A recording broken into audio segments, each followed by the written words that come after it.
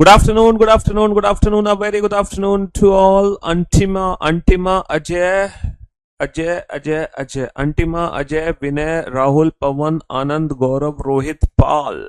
A very good afternoon to all. कैसे हो भाई आप सभी? बढ़िया, फर्स्ट क्लास, शानदार जानदार, एकदम झकास. A very good afternoon, छोटी आनंदी, विशाल यादव, अंशु.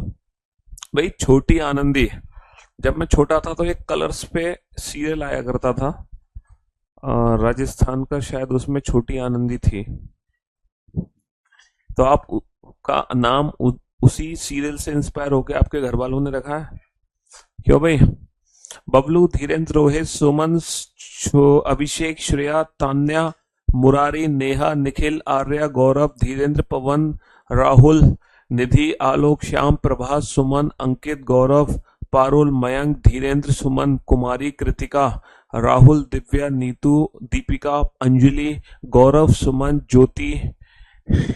अ very good afternoon to all. क्या हाल है भाई आप लोगों के? बढ़िया, फर्स्ट क्लास, शानदार जानदार, एकदम झकास.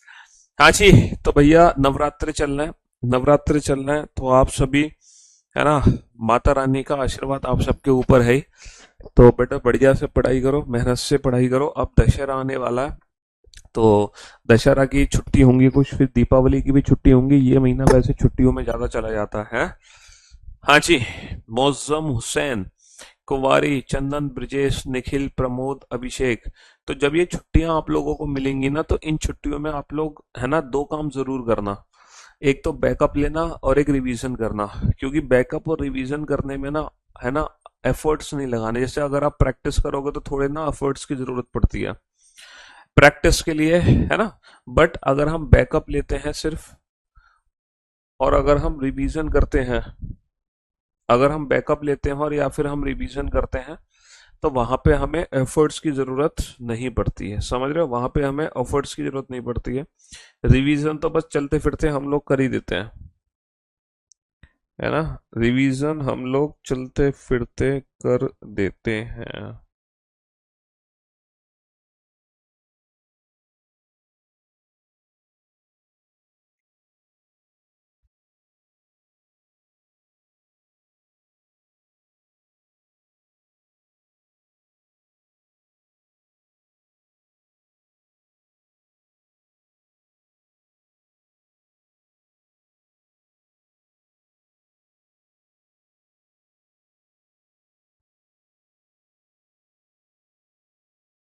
अच्छी. बड़ी बड़ी मुश्किल से छुट्टी मिलती है सर, उसमें भी बैकअप ले ले. अच्छा. बड़ी मुश्किल से छुट्टी है, मिलती है, उसमें भी बैकअप ले लें. देखो, जैसे कि आप लोगों को पता है कि हम लोग जो रीजनिंग पढ़ते हैं, उस रीजनिंग को हमने तीन हिस्सों में बांटा हुआ है. मैंने अभी कुछ दिन पहले भी आपको समझाया था. एक तो वर्बल रीजनिंग है, जिसमें सारे के सारे ना, जिसमें सारे के सारे, है ना, जो क्वेश्चंस होते हैं वो हमारे, है ना, मौखिक प्रश्न होते हैं, है ना, लैंग्वेज बेस्ड क्वेश्चंस होते हैं, भाषा पे आधारित प्रश्न होते हैं. एक जो रीजनिंग होती है नॉन वर्बल, है ना, नॉन वर्बल जो रीजनिंग होती है, ठीक है, जो पिक्चर पे आधारित प्रश्न होते हैं, और मिनिमम 5 क्वेश्चन तो कंफर्म है, 5 से 7 क्वेश्चन, है ना. कंप्लीट नॉन वर्बल रीजनिंग की पूरी सेवा हम पढ़ चुके हैं. हालांकि वर्बल रीजनिंग अभी पूरी नहीं हुई है. ठीक है. ऐसे ही एक और रीजनिंग है, एनालिटिकल रीजनिंग. और हम देखें, एनालिटिकल रीजनिंग की अगर मैं बात करूं, है ना, एनालिटिकल रीजनिंग की अगर मैं बात करूं, तो पिछले 2 से 3 साल में, थोड़ी सी साउंड बढ़ा देना, पिछले 2 से 3 साल में ना एनालिटिकल रीजनिंग के काफी क्वेश्चन हमारे एग्जाम में पूछे जा रहे हैं. ठीक है. एनालिटिकल रीजनिंग को हिंदी में कहते हैं विश्लेषणात्मक रीजनिंग, विश्लेषणात्मक तर्क शक्ति, विश्लेषणात्मक तर्क. ठीक है. एनालिटिकल रीजनिंग, एनालिटिकल रीजनिंग में क्या होता है? एनालिटिकल रीजनिंग में सारे के सारे ना स्टेटमेंट्स वाले क्वेश्चन आते हैं. सारे के सारे जो क्वेश्चन आते हैं वो स्टेटमेंट्स यानी कि कथन वाले क्वेश्चन आते हैं. कथन, समझ रहे हो? स्टेटमेंट्स यानी कि कथन वाले क्वेश्चन आते हैं. और ये जो रीजनिंग है ना, ये हमारी रियल लाइफ पर बेस्ड होती है. रियल लाइफ मतलब हमारे वास्तविक जीवन पर. जो भी कथन होगा वो हमारे वास्तविक जो भी कथन होगा वो हमारे वास्तविक जीवन से जुड़ा होगा और उसी आधार पे हमें प्रश्नों के उत्तर देने हैं। वास्तविक जीवन के आधार पे ही हमें अपने प्रश्नों के उत्तर देने हैं। अच्छा, एक और स्टेटमेंट कंक्लूजन का क्वेश्चन है ना? वो उस चैप्टर का नाम आप लोगों को पता है? उस चैप्टर का नाम आप लोगों को पता है ना?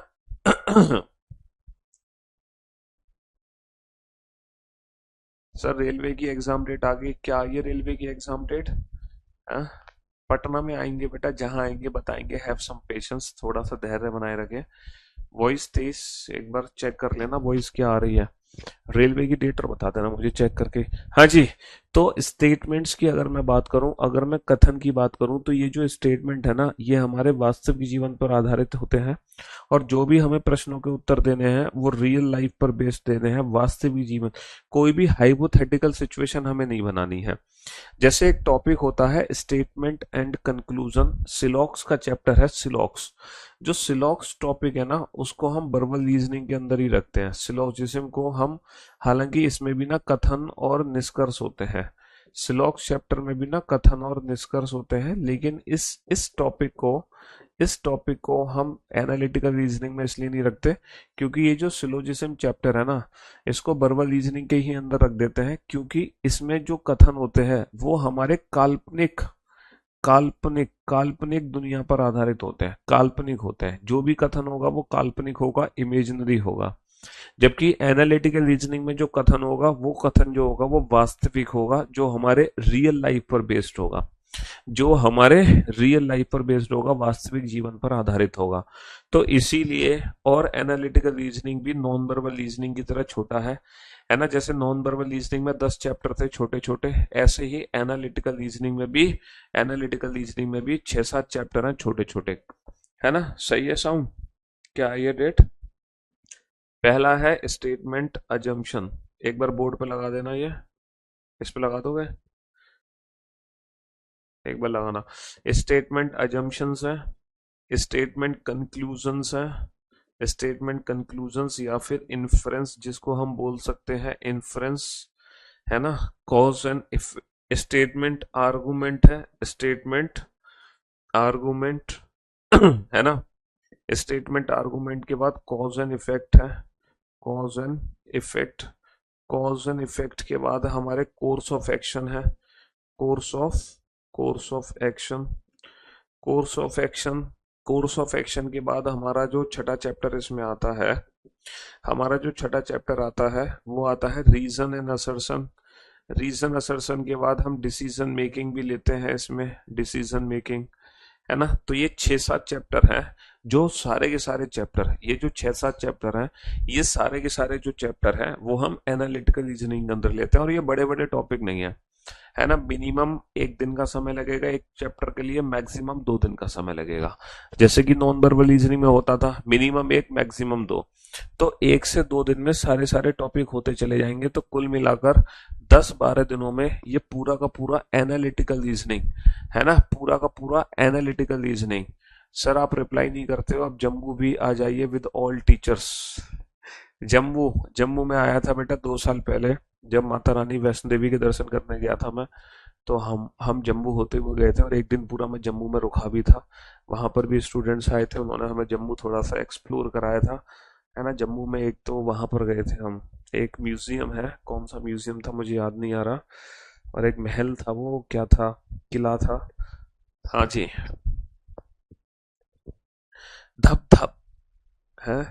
तो मेरे दोस्तों, मेरे भाइयों, है ना, मेरे जिगर के टुकड़ों, डेटा सफिशिएंसी है। डेटा सफिशिएंसी तो बेटा जब पढ़ते हैं, जब हम पूरी वर्बल रीजनिंग पढ़ लेते हैं, तब हम डेटा सफिशिएंसी पढ़ लेते हैं।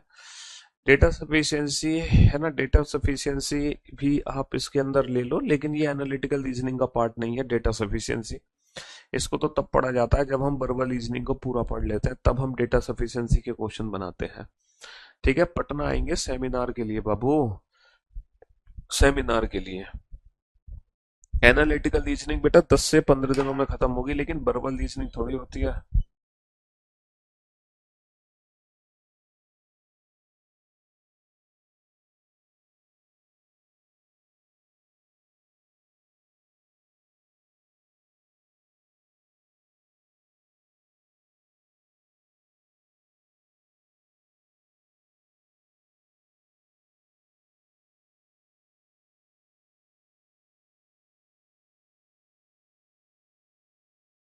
जी।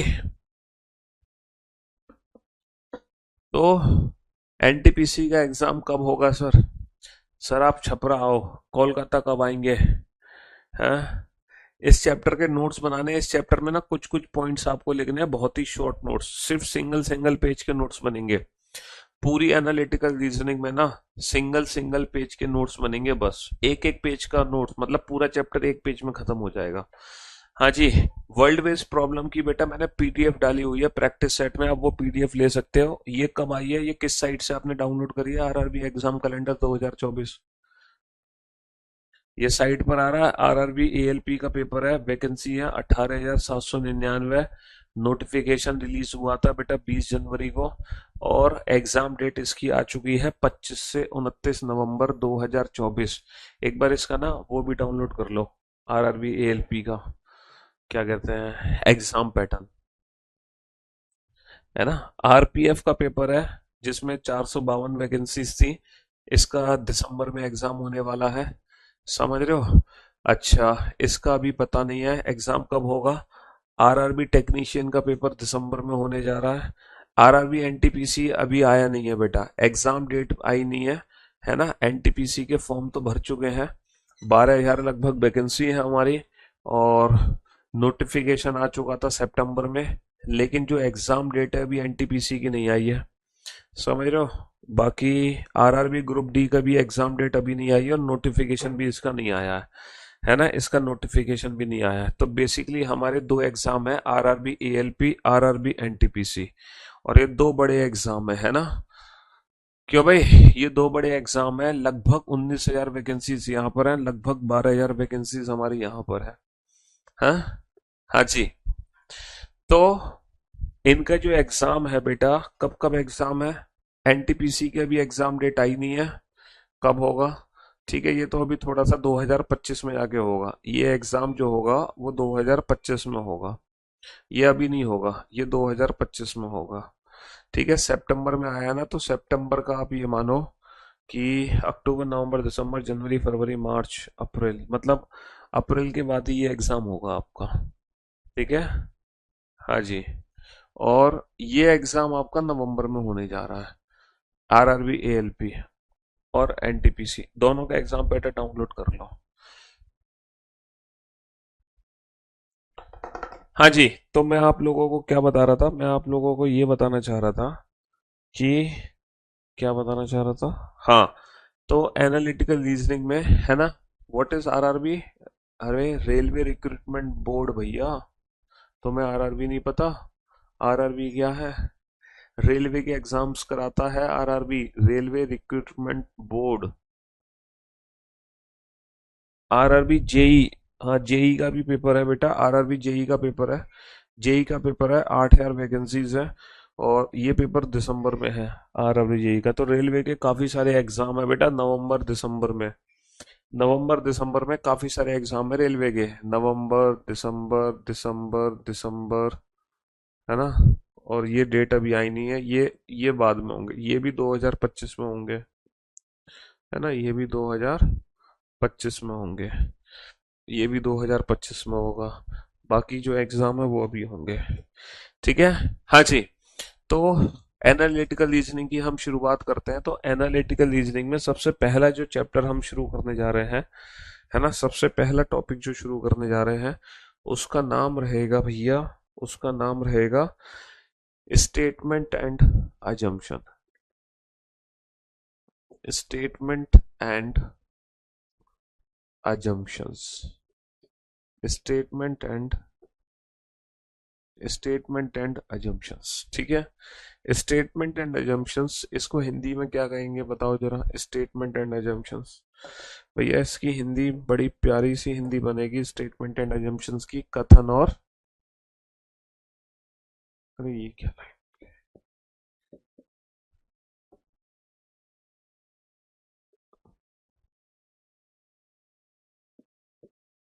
हाँ जी। स्टेटमेंट एंड अजम्पशंस की हिंदी बड़ी प्यारी रहेगी, कथन और पूर्व धारणाएं, है ना। क्या हिंदी रहेगी? कथन और पूर्व धारणाएं। इसकी हिंदी बनेगी भैया कथन और कथन और पूर्व धारणा, कथन और पूर्व धारणा है। स्टेटमेंट एजम्पशंस यानी कि कथन और पूर्व धारणा है। समझ रहे हो, कथन और पूर्व धारणा है। अच्छा ये बताओ, अजम्पशन से मीनिंग क्या समझते हो आप लोग? अरे कहाँ गए कमेंट्स? अजम्पशन का मीनिंग क्या है? आपको क्या लगता है अजम्पशन का मीनिंग क्या होगा? सर पूर्व धारणा। स्टेटमेंट कंक्लूजन और स्टेटमेंट अजम्पशन में क्या फर्क होगा? मैं आपसे कहता हूं conclusion, conclusion, assumption, conclusion, assumption, है ना, कंक्लूजन, अजम्पशन और इन्फ्रेंस, इनमें डिफरेंस क्या है? हिंदी में अगर हम इनका नाम देखते हैं तो ये निष्कर्ष है, ठीक है, ये पूर्व धारणा है, और ये हमारा क्या है, इन्फ्रेंस। ये भी निष्कर्ष है, और इसको संभावना भी कह देते हैं कभी कभी। समझ रहे हो? तो इनमें डिफरेंस क्या है? इनमें क्या डिफरेंस है अजम्पशन और कंक्लूजन में?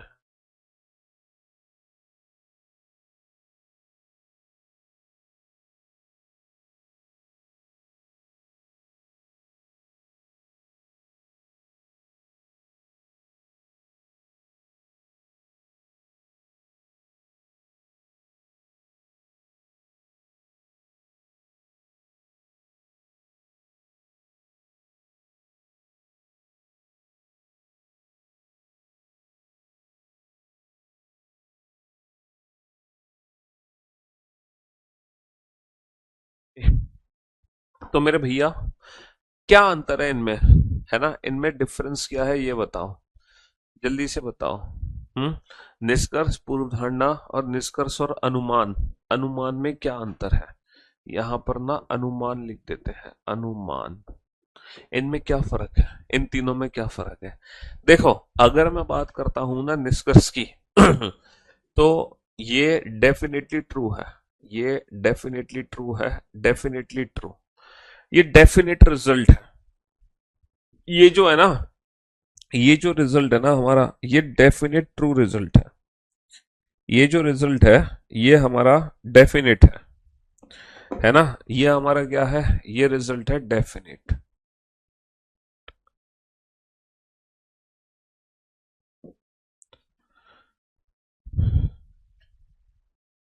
है ना, डेफिनेटली डेफिनेट रिजल्ट होगा। ये रिजल्ट जो होगा वो डेफिनेट।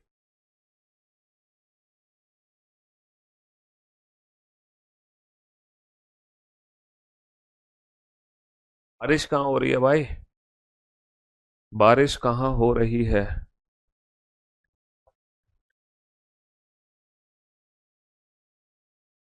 सही है। हाँ जी। तो ये जो रिजल्ट होता है ना, निष्कर्ष कंक्लूजन का मतलब होता है जो रिजल्ट हमारे डेफिनेट है, जो 100% ट्रू है। पूर्व धारणा का मतलब क्या होता है, लेस देन 100% ट्रू, यानी कि एक अनुमान होता है ना, और इन्फरेंस जो होता है, जो निष्कर्ष से, है ना, जो मतलब आपका काइंड ऑफ कंक्लूजन ये होता है, kind of conclusion, kind of conclusion, यानी कि क्या, कंक्लूजन का मतलब है हमने क्या कंक्लूड किया है, किसको, kind of conclusion of statement. हमने स्टेटमेंट को कंक्लूड कैसे किया है, हमने स्टेटमेंट को कंक्लूड कैसे किया है, ये होता है हमारा इन्फ्रेंस। तो सबसे पहले हम इस चैप्टर में बात कर रहे हैं अजम्पशन की, ठीक है। हम जो पढ़ रहे हैं वो पढ़ रहे हैं स्टेटमेंट अजम्पशन, हम स्टेटमेंट कंक्लूजन नहीं पढ़ रहे, है ना, हम स्टेटमेंट अजम्पशन पढ़ रहे हैं। इन्फ्रेंस बेटा अजम्पशन भी होता है, इन्फ्रेंस हमारा कंक्लूजन भी होता है। एग्जाम में अगर इन्फ्रेंस दिया है तो वो डिपेंड करता है कि हमारे ऑप्शंस क्या क्या दिए हुए हैं। अगर हमारे ऑप्शन दिए हैं कि पहला निष्कर्ष सही है ना, ओनली फर्स्ट कंक्लूजन फॉलो, तो हमें इन्फ्रेंस एज ए कंक्लूजन देखना है। और अगर मान लो ऑप्शन दिए हैं केवल पहला अनुमान सही है, यानी कि ओनली फर्स्ट, है ना, ओनली फर्स्ट इम्प्लिसिट, है ना, केवल पहला अंतर्निहित है, तो ये एज ए अजम्पशन ट्रीट होगा। तो जो इन्फ्रेंस होता है वो डिपेंड ऑन ऑप्शन, कि एग्जाम में हमारे चार ऑप्शन कैसे दिए हैं, ठीक है जी। अच्छा, मेरा एक छोटा सा क्वेश्चन है आप लोगों से। मैं अजम्पशन चैप्टर शुरू करने जा रहा हूँ, है ना। मैं अजम्पशन चैप्टर शुरू करने जा रहा हूँ। अब आप लोगों को ना कोई भी एक स्टेटमेंट दे दूं मैं, कोई भी एक स्टेटमेंट दे दूं, कोई भी कथन दे दूं, कोई भी कथन, जैसे कथन एक्स वाई जेड कुछ भी है, और आपके सामने ना अजम्पशंस लिखे गए हैं। आपके सामने क्या लिखे गए हैं? आपके सामने ना अजम्पशंस लिखे गए हैं। जैसे कि पहला अजम्पशन आपके सामने लिखा गया है कुछ भी, जैसे हमारा स्टेटमेंट है समथिंग एक्स वाई जी, और हमने अजम्पशन लिख दिया suppose A B C D E F. अब अजम्पशन का मतलब क्या होता है? पूर्व धारणा। पूर्व धारणा का मतलब है एक अनुमान। पूर्व धारणा का मतलब क्या है? एक अनुमान। अनुमान का मतलब क्या है? संभावना। अब अच्छा, रियल लाइफ में ये बताओ, रियल लाइफ में अगर मैं संभावना की बात करूं, जैसे कि मैं कहूं आपसे कि दिल्ली में धूप निकली हुई है ना, और ये एक स्टेटमेंट है कि दिल्ली में अभी मौसम साफ है और धूप निकली हुई है। और अगर मान लो पहला अजम्पशन आपको दिया जाता है कि दिल्ली में 1 घंटे बाद बारिश होने की संभावना है ना। ये पहला अजम्पशन आपको दिया जाए, दिल्ली में 1 घंटे बाद बारिश होने की संभावना है, या दिल्ली में 1 घंटे में बारिश हो सकती है। समझ रहे हो? तो ये अजम्पशन मेरा क्या होगा? अजम्पशन का मतलब क्या है? सिर्फ पूर्व धारणा, अनुमान। तो बेटा अगर आप प्रैक्टिकली सोचोगे, अगर आप बिल्कुल प्रैक्टिकल हो, है ना, तो प्रैक्टिकली सोचोगे तो हमेशा दुनिया के सारे अजम्पशन क्या होंगे? हमेशा दुनिया के सारे अजम्पशन सही होंगे। क्यों होंगे सही? आप कहोगे सर पॉसिबिलिटी तो है। तो पॉसिबिलिटी तो दुनिया में हर चीज की हो सकती है। हो सकती है ना भाई। Nothing is impossible, everything is possible. हर चीज संभव है दुनिया में। तो अगर आप बिल्कुल प्रैक्टिकली सोचते हैं, है ना, एकदम अगर आप प्रैक्टिकल हो, तो दुनिया में सारे अजम्पशन क्या होंगे? हमेशा सही होंगे। सोच के देखो प्रैक्टिकली। भैया जब हमने हमने ये कब कहा कि सर ये 100% ट्रू है? हम भी तो सिर्फ एक अजम्पशन ही दे रहे हैं, हम भी तो एक अनुमान लगा रहे हैं। तो सर अनुमान तो हर चीज का हो सकता है दुनिया में। बारिश भी हो सकती है, ओले भी गिर सकते हैं, भूकंप भी आ सकता है, क्यों भाई, उल्का पिंड भी गिर सकते हैं। तो पूर्व धारणा, अजम्पशन तो दुनिया में हर चीज की हो सकती है। और अगर ऐसे अगर आप सोचते हो तो ये चैप्टर बेटा 2 मिनट के अंदर खत्म। मैं कहूंगा सर ये चैप्टर का क्वेश्चन जब भी एग्जाम में आएगा, हमेशा सारे एजम्पशन क्या होंगे? सही कर देना, बात खत्म, चैप्टर खत्म। फिर तो इस चैप्टर को पढ़ने की जरूरत नहीं है, फिर तो हमेशा सारे एजम्पशन सही होंगे। और एजम्पशन से छोड़ो, फिर तो एग्जाम में स्टेटमेंट की भी कोई आवश्यकता नहीं है, क्योंकि स्टेटमेंट तो देना ही नहीं है ना। क्योंकि जब हमें सारे एजम्पशन सही करने हैं तो हमें स्टेटमेंट पढ़ के क्या करना? तो ऐसा बिल्कुल भी नहीं है। इसका मतलब यह है हमें एकदम प्रैक्टिकली नहीं सोचना है इस चैप्टर के अंदर। बाकी चैप्टर में तो हमें प्रैक्टिकल लेना है, एनालिटिकल रीजनिंग में। लेकिन इस चैप्टर में जो हमें प्रैक्टिकल लेना है ना, वो अकॉर्डिंग टू स्टेटमेंट रहना है। क्योंकि एग्जाम में अगर हमें स्टेटमेंट दिया है तो हमें उसका तवज्जो रखना पड़ेगा, उस स्टेटमेंट की वैल्यू रखनी पड़ेगी। तो अगर मैं बात करूं अजम्पशन की, तो बेटा ऑब्वियस सी बात है 99% अजम्पशन हमारे सही होते हैं। 99% अजम्पशन हमारे सही होते हैं। लेकिन आजकल एग्जाम में अजम्पशंस कम कंक्लूजन हो गए। आजकल एग्जाम में अजम्पशंस आजकल एग्जाम में अजम्पशंस कम कंक्लूजन बना दिए गए हैं। अजम्पशंस कम कंक्लूजन। अजम्पशंस कम कंक्लूजन का मतलब क्या है? कि आजकल एग्जाम में वो अजम्पशन सही हो रहे हैं जो लगभग लगभग कंक्लूजन ही है, लगभग लगभग निष्कर्ष है। वही अजम्पशन को एग्जाम में सही माना जा रहा है। समझ रहे हो? हाँ जी। तो बेटा हमेशा अजम्पशन हमारा सही होता है। सिर्फ और सिर्फ दो ही ऐसे अजम्पशन है जो कभी सही नहीं होते। There are only two types of assumptions that can never be true. हमेशा सारे अजम्पशन सही होते हैं। There are only two types of assumptions there are only two types of assumptions that can never be true. सिर्फ दो ही प्रकार के सिर्फ दो ही प्रकार की पूर्व धारणाएं जो सही नहीं है, उनको छोड़कर हमेशा सारे अजम्पशन सही होंगे। There are only two types of assumptions that can never be true. अब कौन कौन से वो दो अजम्पशन है जो कभी सही नहीं हो सकते? कौन कौन से दो अजम्पशन कभी सही नहीं हो सकते? बेटा पहला वो अजम्पशन है जो कभी सही नहीं हो सकता, है ना। Those assumptions against those assumptions against against of statements, है ना, जो विरोध करते हैं। किसका विरोध करते हैं? जो कथन का विरोध करते हैं। वो पूर्व धारणाएं जो कथन का विरोध करें, वो पूर्व धारणाएं जो कथन का विरोध करती हैं, जो कथन के खिलाफ जाती हैं, जो कथन के खिलाफ उल्टा बोलती हैं वो अजम्पशन कभी सही नहीं होंगे। दूसरा, वो अजम्पशन कभी नहीं सही होगा जो कि इलॉजिकल होगा। इलॉजिकल होगा, इलॉजिकल होगा मतलब जो कि अमान्य होगा, अमान्य होगा, ठीक है, जिसका कथन से कोई लेना देना ही होगा। तो there are two assumptions that can never be true. First one is against, second one is illogical. Exactly हमें हमेशा ना स्टेटमेंट के फेवर में रहना है। हमें हमेशा स्टेटमेंट के क्या रहना है, कथन के साथ रहना है हमेशा, उसके खिलाफ हम कभी नहीं जाएंगे। हम हमेशा कथन के फेवर में रहेंगे, उसके खिलाफ नहीं जाएंगे। ठीक है, तो दो अजम्पशन पे आपको हमेशा ध्यान रखना है कि हमारा अजम्पशन कहीं कथन के विरोध में तो नहीं जा रहा। तो अगर हमारा अजम्पशन कथन के विरोध में जा रहा है तो वो अजम्पशन गलत होगा। अगर हमारा अजम्पशन इलॉजिकल है तो वो अजम्पशन भी गलत होगा। सिर्फ दो ही अजम्पशन गलत होंगे, अगेंस्ट और इलॉजिकल, बाकी सारे अजम्पशन सही होंगे। तो आपको इस चैप्टर में क्या करना है, आपको चैप्टर में बताना है कि हमारा अजम्पशन सही है या गलत। तो हमारा अजम्पशन सही है या गलत कैसे पता चलेगा भैया? गलत वो अजम्पशन होगा जो कथन का विरोध करेगा, गलत वो अजम्पशन होगा जो अमान्य होगा, और उसके अलावा सारे अजम्पशन क्या होंगे, सारे के सारे क्या होंगे, सारे अजम्पशन सही होंगे। सभी पूर्व धारणाएं सही होती हैं सिवाय इन दो पूर्व धारणाओं के। लेकिन आजकल एग्जाम में अजम्पशन का कंक्लूजन बना दिया, मतलब वो अजम्पशन सही होता है जो लगभग लगभग निष्कर्ष के पास पहुंचता है। जो लगभग लगभग निष्कर्ष के पास पहुंचता है आजकल एग्जाम में, उस अजम्पशन को सही मान रहे हैं जो लगभग लगभग निष्कर्ष के पास पहुंच रहा है। तो थोड़ा सा हम जो सही अजम्पशन होंगे ना, वो वही सही अजम्पशन होंगे जो किसके नजदीक पहुंचेंगे, जो नजदीक पहुंचेंगे निष्कर्ष के, जो निष्कर्ष के नजदीक पहुंचेंगे उन्हीं अजम्पशन को हमें सही करना है। सही है। चलिए, तो ये बात बेटा मैंने जितनी भी आपको करी ना, ये सारी की सारी ना थ्योरेटिकल, नॉन वर्बल में 34 नंबर क्वेश्चन गलत है, हो सकता है गलत हो गया हो। ये सारी की सारी जो तुम खुद सही कर लेना, ये सारी की सारी जो बात करी ना मैंने, ये थ्योरेटिकल बात करी। अब मैं इस चीज को ना प्रैक्टिकली समझाता हूँ आपको क्वेश्चंस पे अप्लाई करके, कि ये जो मैंने आपको सिखाया है इन सब बातों का हमारे क्वेश्चन पे क्या प्रभाव पड़ेगा, है ना। क्वेश्चन में ये सारी बातें चेक कैसे होंगी। सर आपने ये हमें थ्योरेटिकली तो समझा दिया, हमें सर थ्योरेटिकल तो समझा दिया, लेकिन लेकिन सर प्रैक्टिकली क्वेश्चन करके बताओ कि हमारे एग्जाम में जब क्वेश्चन आएगा तो उस क्वेश्चन को हम कैसे डील करेंगे, उस क्वेश्चन को हम कैसे डील करेंगे। तो देखो ये क्वेश्चन आपके सामने है, ये क्वेश्चन आपके सामने, जरा इस क्वेश्चन को पढ़ो, आप पढ़ो जरा इस क्वेश्चन को। हम्म,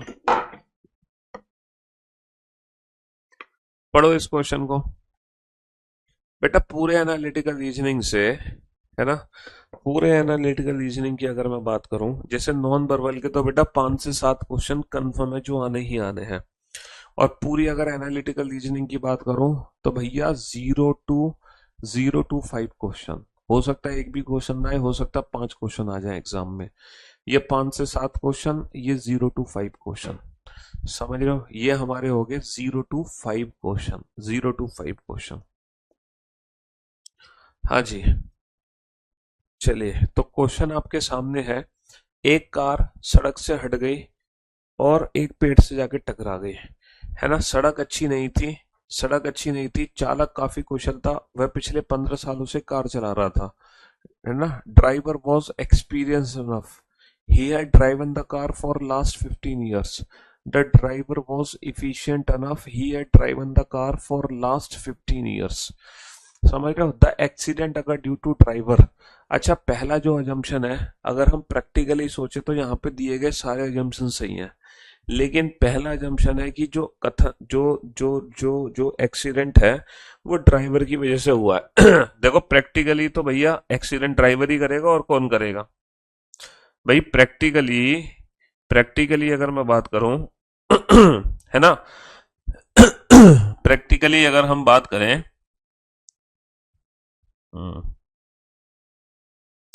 प्रैक्टिकली अगर हम बात करें,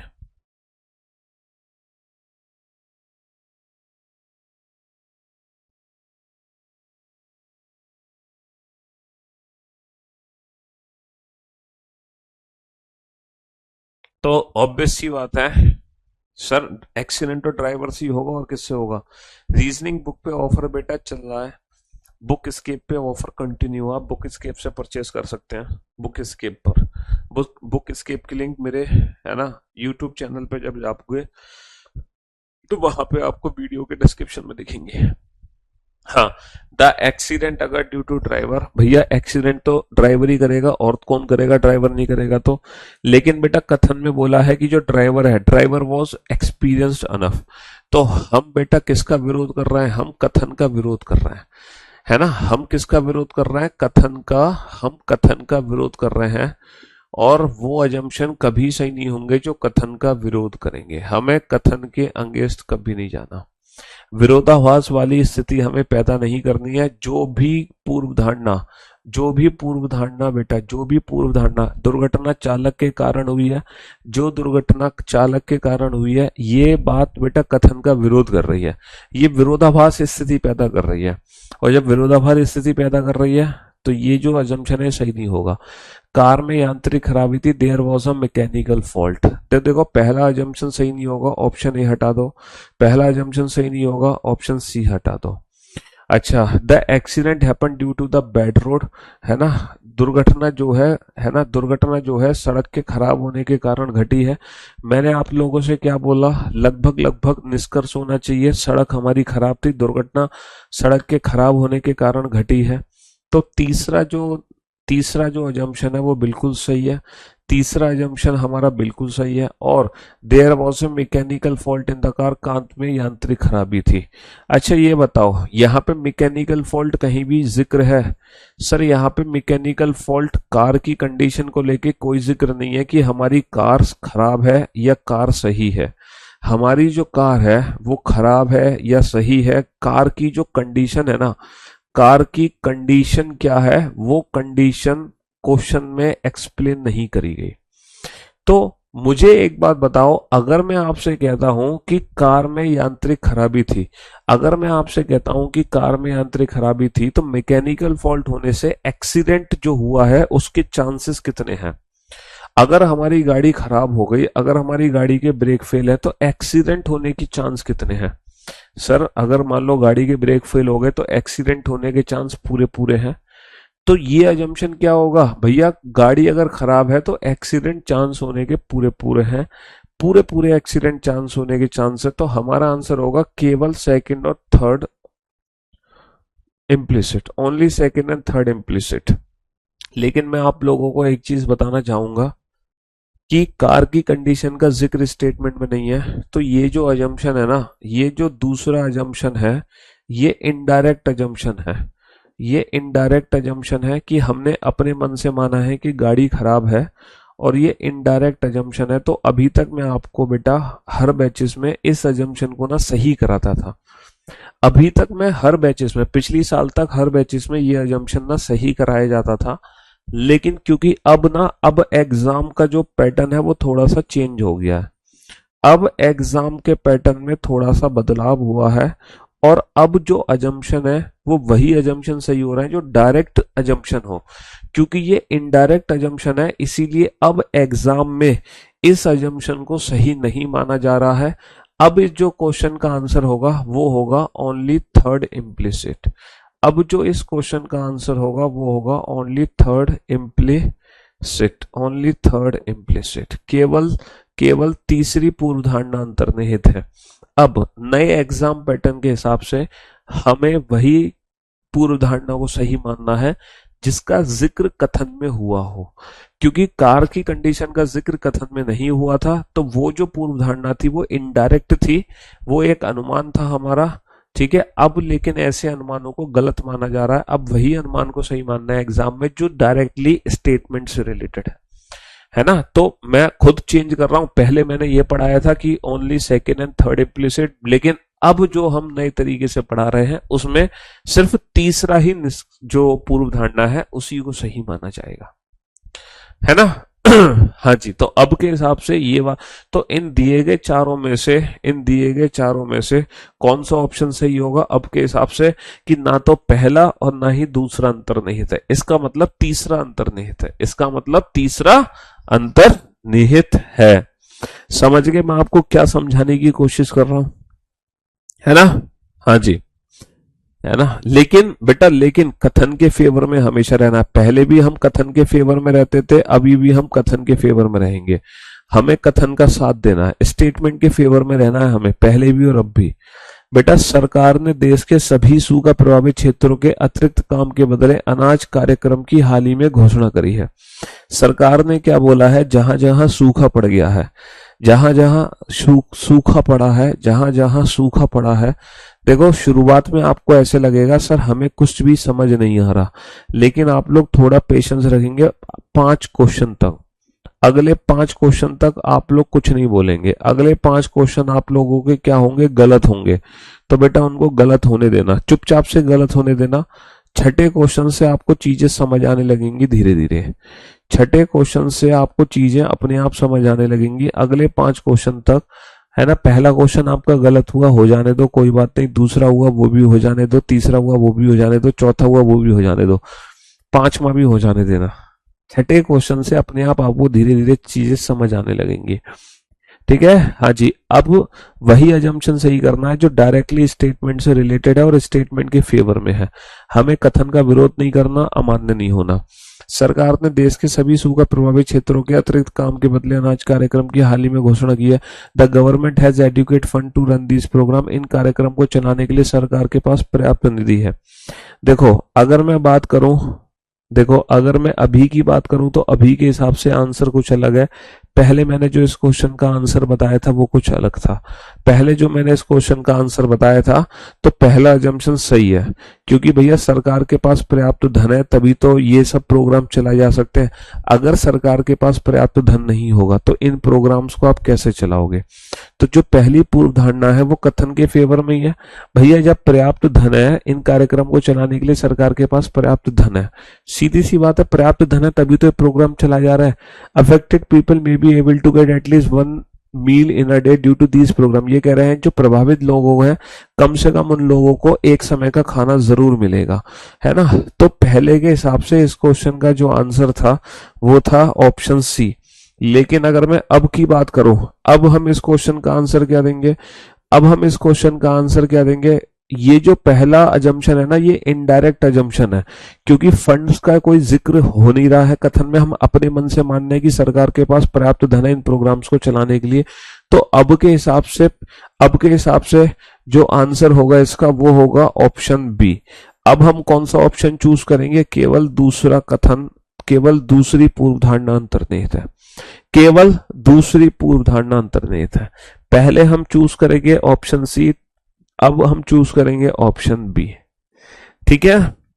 हाँ जी। डी तो बेटा चूज कर ही नहीं सकते कभी, क्योंकि ये प्रोग्राम चलाए जा रहे हैं, है ना, लोगों को खाना देने के लिए, अतिरिक्त अतिरिक्त काम के बदले लोगों को अनाज देने के लिए। और हम कह रहे हैं जब ये प्रोग्राम चलाए जाएंगे, जब ये प्रोग्राम चलाए जाएंगे तो लोगों को कम से कम दिन में एक बार का खाना तो मिलेगा।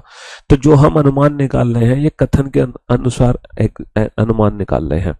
सर डायरेक्ट क्वेश्चन में जो दिया है वही होगा, ये हर एग्जाम में सेम होगा या सिर्फ एसएससी के लिए आप बता रहे हो? अब की जो मैं बात बता रहा हूं ना, इन एवरी एग्जाम्स, ये हर एग्जाम्स के लिए बता रहा हूं, इंक्लूडिंग इंक्लूडिंग यूपीएससी, यूपीएससी के पेपर, क्योंकि ये पैटर्न यूपीएससी ने चेंज किया है तो फिर एसएससी ने भी चेंज कर दिया। ठीक है? UPSC, SSC, railway, UPSC, SSC, railway और आपका बैंक। ठीक है? ये जो बता रहा हूं ना मैं, ये हर एग्जाम के लिए बता रहा हूं, ऐसा थोड़ी कि सिर्फ एसएससी एग्जाम के लिए बता रहा हूं, ये हर एग्जाम के लिए बता रहा हूं आपको। ठीक है? हाँ जी। अच्छा ये बताओ, सरकार प्रोग्राम चला रही है सूखाग्रस्त क्षेत्रों में, है ना? सरकार कह रही है तुम एक्स्ट्रा काम करो, उस काम के बदले हम आपको अनाज देंगे, क्योंकि तुम्हारे क्षेत्र में अनाज की कमी है, सूखा पड़ गया। तो ये जो दूसरा अनुमान है कि अब लोगों को कम से कम एक समय का भोजन मिलेगा। पहले लोग एक भी समय का भोजन नहीं पा पा रहे थे, लेकिन जब से सरकार ने ये प्रोग्राम चलाए तो अब लोगों को कम से कम एक समय का भोजन मिलेगा। तो ये जो अनुमान है ये डायरेक्ट ही तो है, जो इंसिडेंट कथन में हो रहा है। अच्छा, कथन में क्या घटना घटित हो रही है? कथन में घटना घटित हो रही है कि सरकार लोगों को खाना बांट रही है, और यही अनुमान निकालना है कि लोगों को खाना मिलेगा। तो ये डायरेक्ट एजम्पशन है भैया, ये इनडायरेक्ट नहीं है।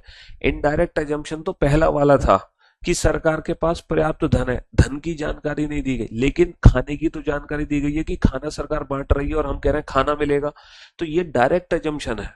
तो इसीलिए दूसरा एजम्पशन यहाँ पे सही है और पहला एजम्पशन यहाँ पे अब गलत माना जाएगा। ठीक है। एग्जाम में, हाँ हाँ, एक बच्चे ने बहुत अच्छा क्वेश्चन पूछा है मुझसे और मेरा दिल जीत लिया इस बच्चे ने। इस बच्चे ने पूछा है, सर ये बताओ अब जब हम एग्जाम देंगे तो कौन सा ऑप्शन चूज करेंगे, पहले वाला या अब वाला। बाबू जब तुम अब एग्जाम दोगे तो अब वाला ऑप्शन चूज करोगे ना। बिल्कुल यार, तुम तो लल्लू हो। मैं बता क्यों रहा हूं तुम्हें, अब तुम्हें ये ऑप्शन चूज करना है।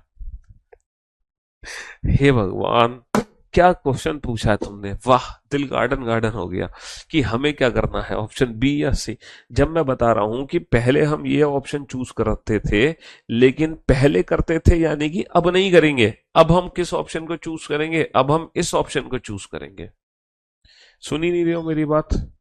मैं आपको ये बात इसलिए बता रहा हूं क्योंकि कहीं आप मेरी कोई पुरानी वीडियो देखोगे, उस वीडियो में मैंने ऑप्शन सी सही कराया हुआ, तो आप कहोगे सर तो आप तो अपनी बात से ही पलट जाते हो, हैं हर साल क्वेश्चन का आंसर ही बदल देते हो, पहले आप ये आंसर दे रहे थे अब तुम्हें ये आंसर दे रहे हो, तो सर हम किसको सही माने।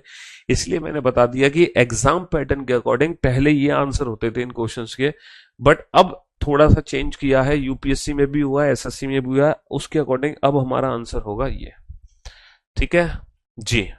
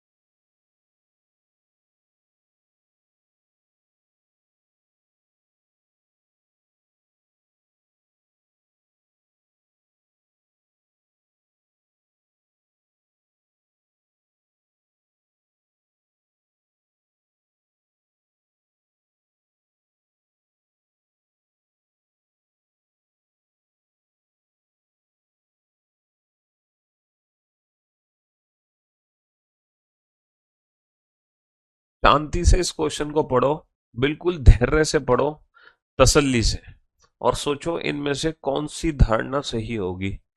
और एकदम रिलैक्स होकर पढ़ना, हड़बड़ाहट और घबराहट की जरूरत नहीं है, क्योंकि आपको पहले जो 5 क्वेश्चन है ना वो गलत करने हैं।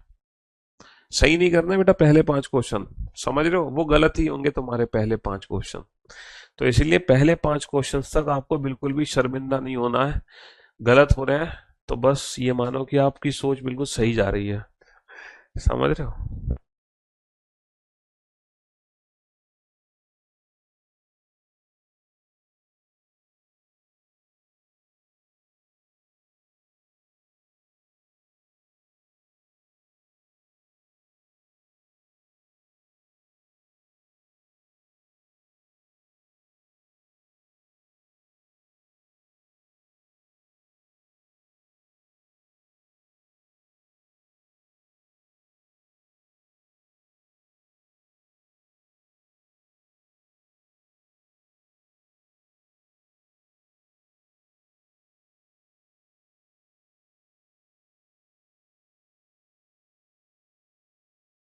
ए, चलिए साहब। तो भैया क्वेश्चन क्या है, नगर निगम ने मॉनसून के आने तक शहर में जल आपूर्ति में 50% कमी करने की घोषणा की है। द म्युनिसिपल कॉर्पोरेशन है announced reduction in water supply है टिल मॉनसून अराइव। तो भैया 50% पानी की कमी कर दी।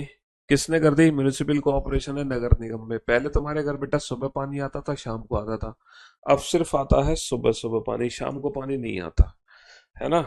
चलिए साहब, तो पहला अजम्पशन है पीपल में protest against the decision taken by the municipal corporation. लोग जो है इस एक तरफा निर्णय का विरोध करेंगे। मैंने आपसे क्या कहा, जब भी हम स्टेटमेंट एजम्पशन चैप्टर पढ़ेंगे तो हमें ये नहीं सोचना कि प्रैक्टिकली क्या होने जा रहा है ना, प्रैक्टिकल लाइफ में क्या होगा हमें ये नहीं सोचना है, हमें कथन के साथ रहना है, स्टेटमेंट के फेवर में रहना है, उसका कभी भी विरोध नहीं करना, और सरकार का तो हम जीवन में विरोध नहीं कर सकते।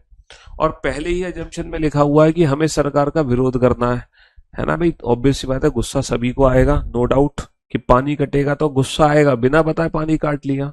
तो रियल लाइफ में ऐसा ही होगा कि लोग उसका विरोध करेंगे, लेकिन ये रियल लाइफ में होगा। बट अगर आपको ऑन पेपर मार्क्स चाहिए तो हमें बहुत ही सज्जन पुरुष बन के रहना है, समझ रहे हो, गांधी जी बनना पड़ेगा, भगत सिंह नहीं। पहली बात, सरकार कुछ भी करे वो हमारी माई बाप है, सब कुछ सही है, सरकार ने कोई आदेश दिया, किसी हायर अथॉरिटी ने कोई आदेश, आपको बिल्कुल सज्जन पुरुष एकदम पॉजिटिव थिंकिंग के साथ रहना है, एकदम पॉजिटिव।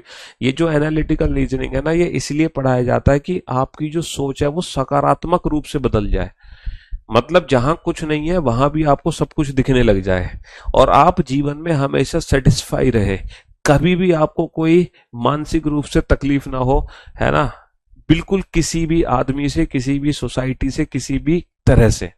तो ये एनालिटिकल रीजनिंग सिर्फ इसलिए पढ़ाया जाता है ताकि आपकी सोच उस लेवल तक बनाई जाए। तो हमें हमेशा पॉजिटिव रहना है, संतुष्ट रहना है, जीवन में सुखी रहना है, बस हमेशा। और दूसरों का भला करना है, अपने से पहले समाज का भला करना है, देश का भला करना है, अपने बारे में तो सोचना ही नहीं है आपको बिल्कुल भी, है ना। इस तरह से ये सोच के साथ इस एनालिटिकल रीजनिंग को हमें पढ़ना है, समझ रहे हो। तो सरकार का विरोध हम बिल्कुल नहीं कर सकते, पहले एजम्पशन में विरोध की बात हो गई। दूसरा है ना, म्युनिसिपल कॉर्पोरेशन में रिड्यूस इट टैक्सेस, हो सकता है म्युनिसिपल कॉर्पोरेशन हो सकता है म्युनिसिपल कॉर्पोरेशन अपने टैक्सेस को कम कर दे। अच्छा ये बताओ, म्युनिसिपल कॉर्पोरेशन अगर टैक्सेस को कम करेगा, नुकसान किसका होगा, सरकार का। और सरकार का नुकसान तो हमें करना ही नहीं है ना भाई, सरकार का नुकसान तो हमें करना ही नहीं है। तो neither first nor second implicit, ना तो पहला ना ही दूसरा अंतर्निहित है, ना तो हम विरोध जा सकते ना हम सरकार का नुकसान कर सकते, सीधी सी बात है। ना तो हम विरोध जा सकते ना ही हम सरकार का नुकसान कर सकते। चलिए साहब अगले क्वेश्चन पे चलते हैं। पहले 5 क्वेश्चन के आंसर गलत आने हैं आप लोगों के, है ना, अगर इनमें से कोई एक आध सही हो जाए गलती से तो आप अपनी किस्मत अच्छी समझना, ठीक है। बनाओ इस क्वेश्चन को।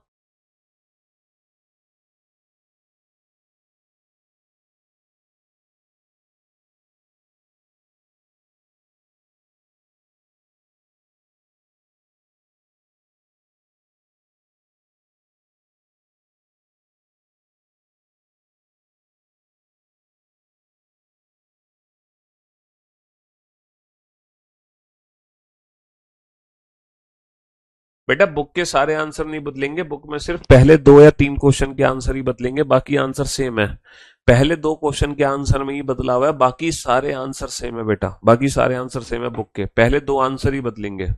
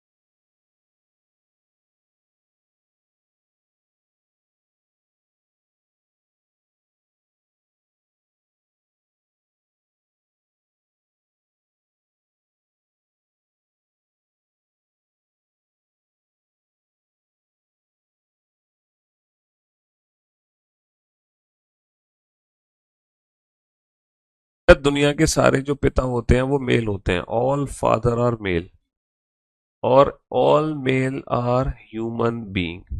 तो इसमें तीनों में ऑल का रिलेशन है, तीनों में ऑल का रिलेशन है बेटा। ठीक है, तो ये वाला वेन डायग्राम बनेगा father, male and human being के बीच में।